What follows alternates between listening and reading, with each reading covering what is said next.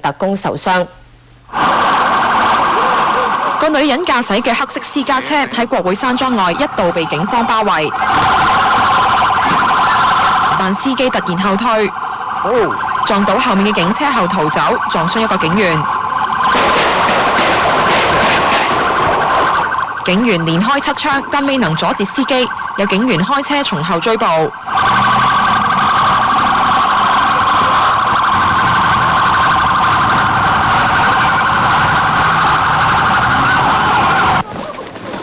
警方立即封鎖現場，要求遊客同其他人離開。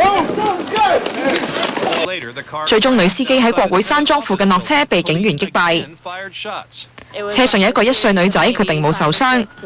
How rapid were the shots? Quite rapid. It was like boom, boom, boom, boom, something like that.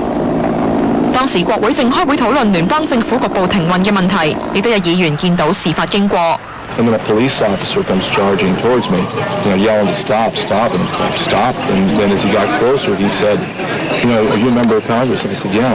And he goes, do you have any identification? I said, yeah, I do. And so I gave him my identification. He goes, take your pin off. He goes, take your pin off because you could be a target.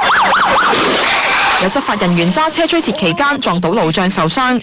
當地傳媒引述執法部門消息，話被擊斃嘅女司機係嚟自康涅狄格州，現年34歲嘅海莉，係一個牙科護理員。當時佢身上冇槍，而喺車上面嘅1歲女仔證實係佢個女。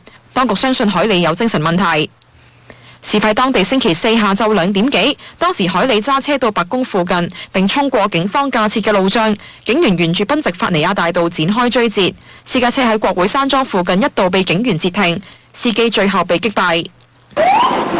警方出動拆彈專家同埋機械人到海莉位於康涅狄格州嘅屋企搜查，直到夜晚仍然未解封。無線電視記者徐其輝報道。